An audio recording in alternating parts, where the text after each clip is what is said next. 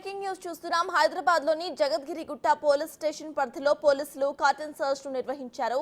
Balanagar zone DCP ఆదేశాల మేరకు Balanagar ACP ఆధ్వర్యంలో ఈ తనిఖీలు చేపట్టారు. ఈ క్రమంలో పీజేఆర్ కాలనీ, ఎల్లమ్మ బండి ప్రాంతాలతో పాటు పలు 100 మంది సిబ్బందితో సుమారు 400 ఇళ్లలో తనిఖీలు నిర్వహించారు.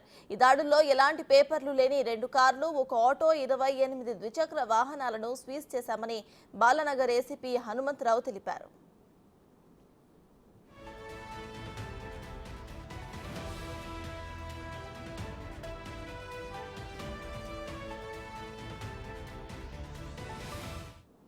సంఘ విద్రోహ శక్తులను అరికట్టడమే కాకుండా ఇల్లీగల్ కార్యకలాపాలు జరగకుండా పోలీసులు ప్రతినిత్యం కూడా నిఘా పెడుతున్నారని ఆయన తెలిపారు.